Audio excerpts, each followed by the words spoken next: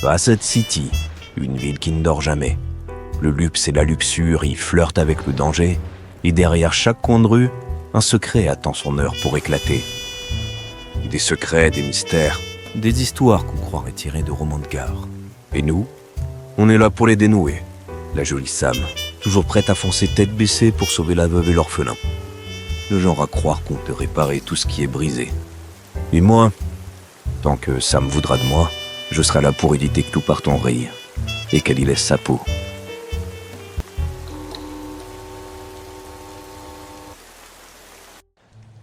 Un jour de pluie à Facet City, quelle surprise.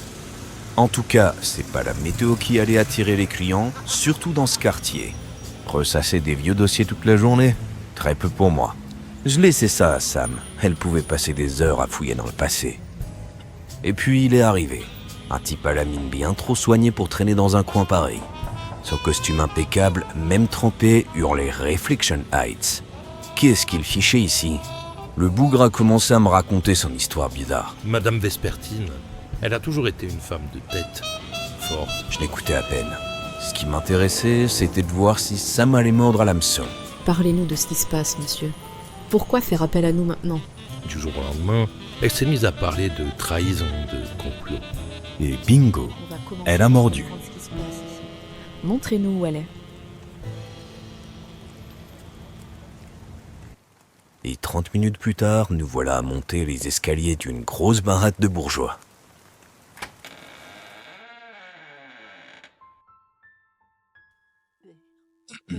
Madame Vespertine se trouve juste ici. Elle ne reconnaît plus personne. Parfois, elle parle toute seule. Super, Si elle était une vieille riche en plein délire. terre. J'allais encore passer une soirée tranquille, moi. Je suis né pour gouverner. C'est elle qui a écrit ça ? Ah, oui. Il lui arrive aussi d'écrire des choses sans queue ni tête. Je voyais venir Sam. Elle allait lire tous les contes de la vieille folle. Si ça l'amusait, qu'elle s'amuse. Moi, j'allais m'allonger avant de mourir d'ennui.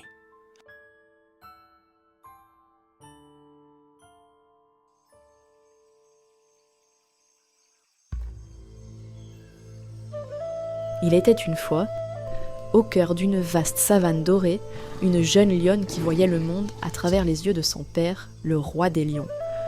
Pour elle, il n'y avait rien de plus grand, de plus noble que ce lion à la crinière imposante et au rugissement qui faisait trembler la terre.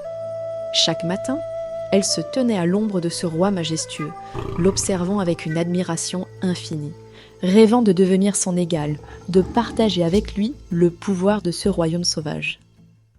Mais dans la savane, les lois étaient écrites dans les étoiles. Les lions régnaient, les lionnes servaient. Peu importe la force qui battait dans son cœur, la jeune lionne n'était destinée qu'à chasser pour la meute et élever les petits. Pourtant, cet amour qu'elle portait à son père, un amour si profond qu'il en devenait une obsession, la poussait à vouloir plus. Elle voulait prouver qu'elle pouvait être digne de son père, non pas en tant que simple lionne, mais en tant que reine, une égale à ses côtés. Elle se mit alors à chasser avec une férocité sans égale, défiant les proies les plus redoutables, se lançant dans des batailles que même les plus forts des lions évitaient. Chaque victoire, chaque blessure était une preuve de sa détermination à mériter l'amour et la reconnaissance de son père.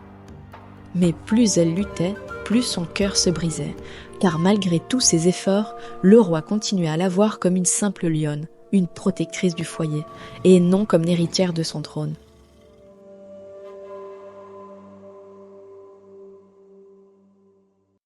Eh ben, sacrée histoire. Tu penses qu'on peut en tirer quelque chose ?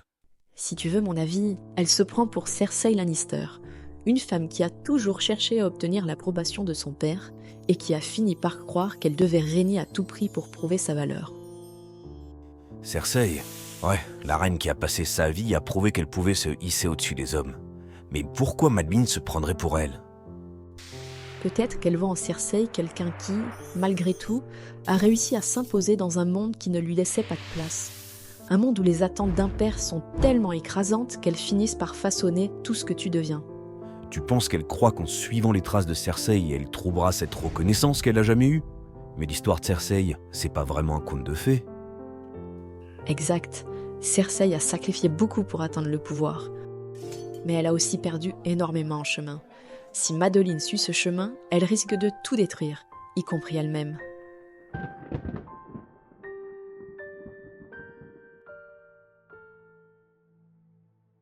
I'll tell you a story. You know the one about the mother lion and her little cub? Cersei Lannister. Avant d'aller plus loin dans ce qui la lie à Madeline, prenons un instant pour comprendre qui est cette femme. Cersei est l'une des figures les plus redoutables de Westeros, au cœur de la saga iconique Game of Thrones. Une série qui a captivé des millions de téléspectateurs avec ses intrigues politiques complexes, ses trahisons et ses personnages façonnés par un monde impitoyable. Ouais, le genre de monde où personne n'est en sécurité. Et Cersei, elle a pas juste joué au jeu du trône, elle l'a embrassé. When you play the Game of Thrones, you win or you die. There is no middle ground. Exactement. Dans cet univers, elle s'est imposée comme l'une des figures les plus redoutées. Cut his throat. Elle a commencé comme reine aux côtés de Robert Baratheon, mais c'est en tant que régente puis comme souveraine qu'elle a vraiment révélé son véritable visage. Une femme qui a manipulé, conspiré et éliminé tous ceux qui se dressaient sur son chemin. Elle a dû se battre pour chaque morceau de pouvoir qu'elle a pu arracher. Et tout ça, dans un monde où les règles étaient écrites par des hommes, pour des hommes. Tears aren't a woman's only weapon. The best one's between your legs. Tu vois, Cersei incarne la lutte acharnée pour le pouvoir dans un monde férocement patriarcal. Mais derrière cette soif de pouvoir, il y a une autre histoire. Celle d'une femme qui a passé sa vie à essayer de devenir l'homme que son père n'a jamais vu en elle. Did it ever occur to you that I might be the one who deserves your confidence and your trust? Not your sons, not Jaime or Tyrion, but me. Et c'est là que ça devient intéressant, parce que plus elle se battait pour être reconnue, plus son identité se fragmentait. Elle était à la fois la lionne de Westeros et une femme en perpétuelle lutte intérieure, déchirée entre ce qu'elle voulait être One who deserves your confidence and your trust. et ce qu'elle devait montrer. Cersei Lannister a laissé une empreinte indélébile sur Westeros, et comprendre pourquoi Madeline s'identifie à elle, c'est comprendre comment ce besoin de pouvoir et de reconnaissance peut tout détruire. Un sujet fascinant, surtout quand on sait combien Game of Thrones nous a montré que chaque décision, chaque action a un coût. Souvent bien plus élevé qu'on ne le pense. A sinner comes before you. Cersei of House Lannister.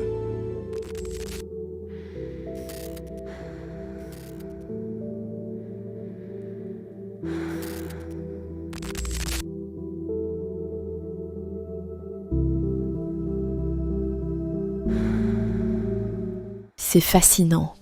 Pour comprendre pourquoi Madeline s'identifie autant à elle, il faut plonger dans la relation complexe qu'elle entretenait avec sa famille, en particulier avec son père et ses frères. Tywin Lannister, un homme de pouvoir et de principes rigides. Pas vraiment le genre à faire dans la tendresse, même avec ses propres enfants. I don't distrust you because you're a woman. I distrust you because you're not as smart as you think you are. C'est vrai, Cersei a toujours cherché l'amour et l'approbation de son père. On pourrait dire qu'elle est le parfait exemple du complexe d'Électre, cette variante du complexe d'Oedipe où une fille nourrit un désir inconscient de se rapprocher de son père, tout en ressentant de la rivalité envers sa mère.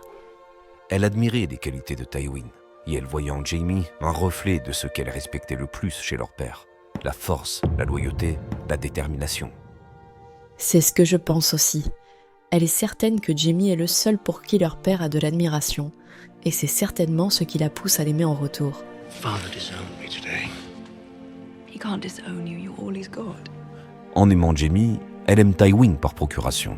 Et par la même occasion, ça lui permet de se rebeller contre le paternel. Un vrai petit paradoxe. You never believed it. How is that possible? What am I saying? Of course it's possible. How can someone so consumed by the idea of his family have any conception what his actual family was doing? C'est là que ça devient vraiment complexe. Cersei n'a pas seulement cherché à incarner les valeurs de Tywin, elle a aussi voulu le défier. Sa relation avec Jaime était une manière de se révolter contre l'autorité paternelle. Tywin désapprouvait leur liaison, et pour Cersei, c'était une façon de s'affirmer, de montrer qu'elle pouvait agir contre ses souhaits. Je vois où tu vas en venir. En réalité, même là, elle cherche juste à prouver à son père qu'elle peut s'affirmer. Elle veut juste encore lui plaire, en fin de compte. Cette rébellion s'est accentuée quand Tywin a arrangé son mariage avec Robert Baratheon, un mariage politique qui l'éloignait du pouvoir réel. Cersei, coincée dans cette union sans amour, a trouvé refuge auprès de Jaime. Mais ce n'était pas qu'un simple refuge, c'était aussi un moyen de s'émanciper du contrôle de son père. Donc, en se liant à Jaime, elle se rebelle tout en cherchant à se connecter à Tywin. Elle est prise entre son désir de se conformer d'un côté et son besoin de s'affirmer en tant qu'individu. Et ce qui rend le tout encore plus triste, c'est qu'elle entretient le même type de relation amoureuse avec Jaime.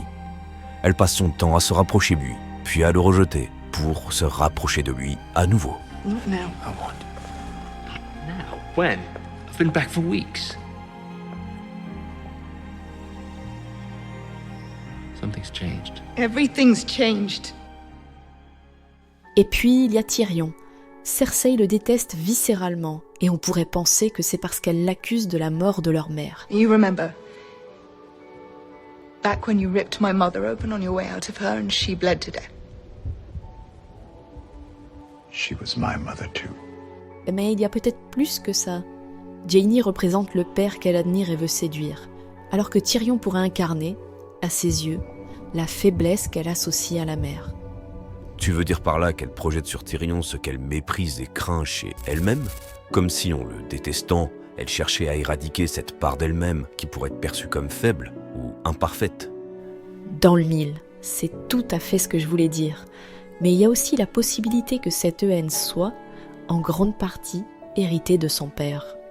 Après tout, c'est Tywin qui déteste vraiment Tyrion. Tywin a toujours blâmé Tyrion pour la mort de leur mère. And I would let myself be consumed by maggots before mocking the family name and making you heir to Casterly Rock. Why? Why? You ask that? You who killed your mother to come into the world? Et ce ressentiment s'est enraciné chez Cersei. Lorsqu'elle accuse Tyrion de la mort de Joffrey, elle suit inconsciemment le modèle de son père en trouvant en Tyrion la source de ses malheurs. You did this. You poisoned my son. En vénérant son père, Cersei a hérité de ses passions et de ses rancœurs. Convaincue que Tywin porte Jaime dans son cœur, elle le place sur un piédestal. Et sachant qu'il voue une haine farouche à Tyrion, elle le méprise aussi. Mais il y a une autre dimension. Cersei voit également Tyrion comme un rival pour l'attention de leur père. Rappelle-toi quand elle lui reproche de l'avoir calomnié auprès de Tywin lorsqu'ils étaient enfants. Because you slandered me to father before. Slandered. When? You told him I had my guards beat that servant girl at Casterly Rock. Pour elle, Tyrion n'est pas seulement un frère qu'elle déteste, mais un homme qu'elle perçoit comme plus intelligent qu'elle, ce qui menace sa propre position aux yeux de Tywin. Ce ressentiment s'ajoute à sa haine, car elle veut être la seule à recevoir l'attention et l'approbation du patriarche. Donc Tyrion devient non seulement un symbole de faiblesse, mais en plus un obstacle à l'approbation de son père. En un sens, elle voit en lui tout ce qui l'empêche de devenir la digne héritière de Tywin. Pas étonnant que la vieille Vespertine se soit accrochée à un personnage comme Cersei. Ce besoin désespéré de prouver sa valeur tout en se libérant du joug de méchant papa. Un vrai problème de bourgeois. C'est clair. Pour comprendre ce qu'il se passe dans la tête de Madeline, il faut continuer à dénouer ses fils. L'amour, la rébellion, la quête d'identité, tout est lié dans ce puzzle.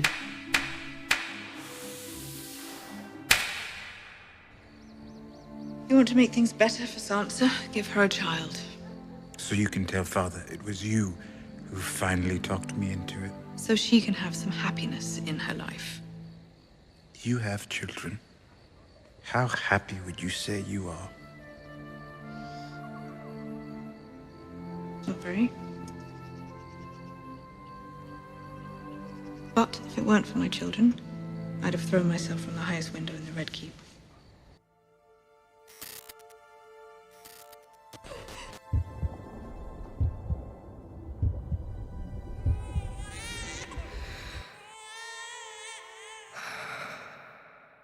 I'll tell you a story. You know the one about the mother lion and her little cub? She loved him very much. S'il y a une chose qu'on ne peut pas enlever à Cersei, c'est qu'elle aimait vraiment ses enfants. Enfin, ça me paraît clair, non? Elle dit même qu'elle se jetterait d'une fenêtre sans eux. Tu crois? Ben, évidemment, ça prouve qu'ils étaient tout pour elle. Mais pourquoi? Pourquoi ces enfants étaient-ils tout pour elle? Eh bien, parce qu'elle les aimait. C'est naturel pour une mère, non? C'est ce qu'on pourrait penser. Mais regarde, avec Cersei, rien n'est jamais naturel ou simple. Tout ce qu'elle fait, tout ce qu'elle ressent est lié à une seule personne, Tywin. Alors pourquoi crois-tu que ces enfants étaient si importants pour elle? Tu veux dire qu'ils représentaient quelque chose pour Tywin? Mais je me souviens pas qu'il se souciait particulièrement d'eux. Pas directement, non. Mais pour Tywin, la chose la plus importante au monde, c'est quoi? La grandeur des Lannister, leur lignée, leur héritage. Exact. La lignée, c'est tout ce qui compte pour Tywin. Et normalement, cette continuité repose sur un fils. En l'occurrence, Jaime. Oui, Jaime est son successeur naturel. C'est lui qui incarne ce rôle. C'est là que réside toute la tragédie de Cersei. Elle sait que Tywin ne la verra jamais comme une héritière. Elle est une femme.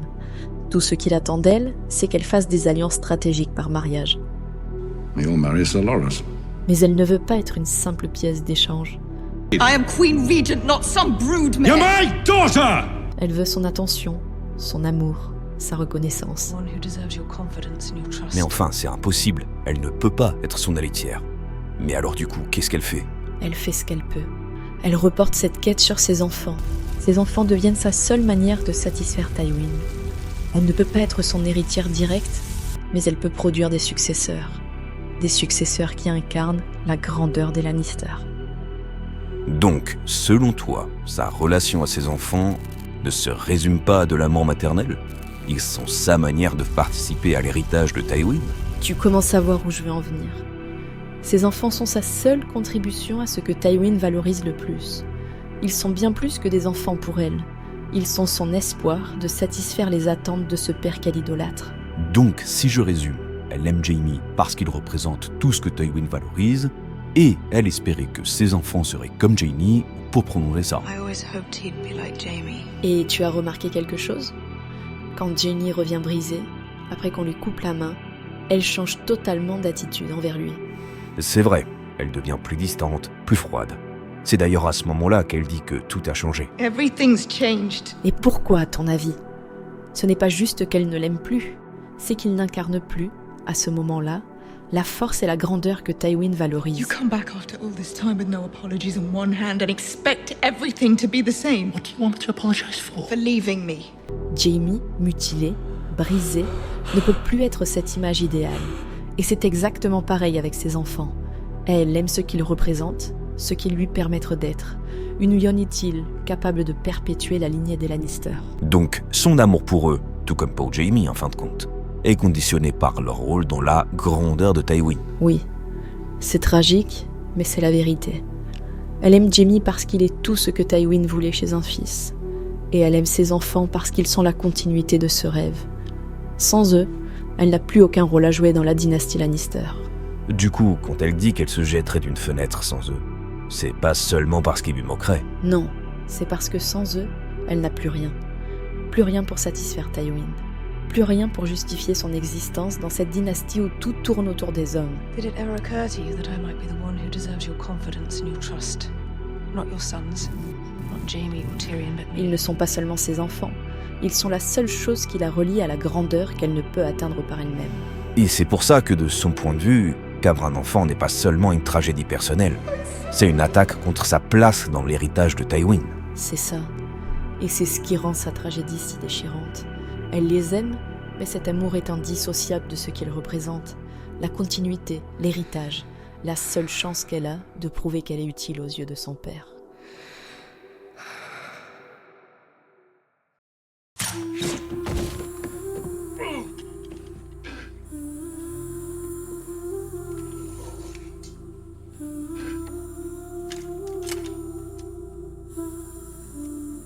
You shot me.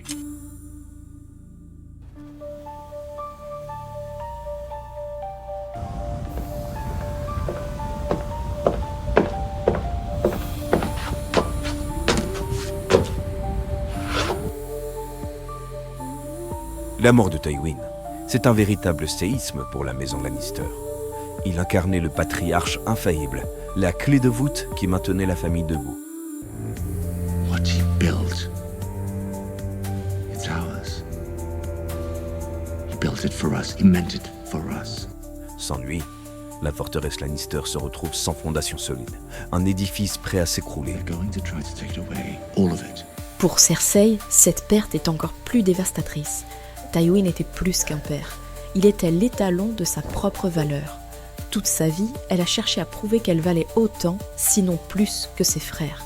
Et d'un coup, il n'est plus là pour la valider. D'un autre côté, on pourrait se dire que ça lui ouvre enfin la voie. Plus personne pour la freiner. Sauf qu'elle n'a pas l'impassibilité de son père. Là où il agissait dans l'ombre, avec une froideur implacable, elle est dans l'émotion pure. Peur, colère et ce besoin de reconnaissance qui l'obsède depuis toujours. Elle n'a ni sa patience, ni sa subtilité. Et sans la figure imposante de Tywin pour la canaliser, elle se met rapidement à voir des complots et des ennemis partout. Et parmi ces ennemis, la famille Tyrell, en particulier Marguerite. Rappelons que cette dernière a d'abord été fiancée à Joffrey, puis qu'elle a épousé Tommen, le cadet, après la mort de Joffrey. Elle est jeune, aimée et soutenue par une famille puissante. Bref, de quoi rendre Cersei paranoïaque. Tout à fait. Marguerite occupe la place que Cersei rêve d'avoir. Elle charme la cour, séduit Tommen et s'attire la sympathie du peuple. Pour Cersei, ce n'est pas seulement une menace politique, c'est aussi un défi personnel. Marguerite incarne tout ce qu'elle ne peut pas être. Un miroir cruel. Plus jeune, plus aimée, plus stratège sans effort. Pas étonnant que Cersei se sente sur la sellette. Pour contrer Marguerite et sa famille, Cersei tente un pari dangereux. The Tyrell's finery will be stripped away. Their lies knocked down, their true hearts laid bare for all to see. Elle rétablit la foi militante, un ordre religieux extrémiste. Elle espère les utiliser pour affaiblir les Tyrell, notamment en s'attaquant à Loras et à Marguerite. Sauf qu'elle n'a pas mesuré les conséquences. What will we find when we strip away your finery? Ces fanatiques, une fois armés, ne lui répondent plus à elle. Ils finissent par la prendre pour cible, elle aussi. C'est exactement ça. Dans leur logique puritaine, personne n'est au-dessus des lois divines. Ils emprisonnent Cersei pour inceste et autres péchés supposés. Et c'est là qu'elle se retrouve forcée d'accomplir la marche de la rédemption. Une humiliation publique où elle traverse Port-Réal nue, sous les insultes et les crachats de la foule. Tywin n'aurait jamais laissé un tel déshonneur arriver à sa famille. Mais Cersei, en jouant avec ce fanatique, a fini par se boler. C'était une étape de plus vers son isolement total. Après sa marche, Cersei n'a plus qu'une idée, restaurer son pouvoir et protéger son dernier enfant, Tommen. Ce jeune roi, à peine adolescent, est devenu son dernier lien avec l'héritage Lannister. Mais il reste un enfant, roi, facilement influençable. I love her. Entre Marguerite et le grand moineau, il est tiraillé de toutes parts. Tout ce que Cersei voit comme une tentative de protection finit par l'éloigner davantage d'elle. Elle confond protection et contrôle absolu. Elle veut être la seule figure d'autorité dans sa vie, mais chaque tentative d'emprise ne fait que le pousser vers ses autres soutiens.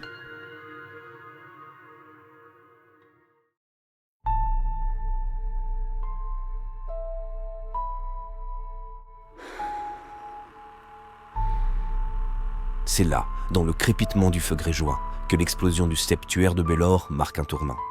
Cersei, dans une rage aveugle, anéantit tout. Marguerite, la foi militante, et tous ceux qu'elle perçoit comme des obstacles. Elle croit que les flammes de sa vengeance lui permettront de reprendre le contrôle, de se réapproprier son destin. Mais ce qu'elle n'a pas vu, c'est que dans ces flammes, avec Marguerite, c'est l'envie de vivre de Tommen qui se consume. Déjà fragile, il contemple un monde où tout ce qu'il aimait a été réduit en cendres. Privé de celle qui donnait un sens à son existence, il s'abandonne au vide, laissant s'éteindre à jamais la dernière étincelle des Lannister. La prophétie de Maggie la Grenouille disait qu'elle perdrait ses enfants. Et c'est elle-même qui a validé chaque étape. Par son impulsivité, par son refus de reculer, elle a précipité sa propre chute. Elle a atteint le trône, oui, mais à quel prix? Tywin rêvait de bâtir toute une dynastie. Elle ne laisse que des cendres.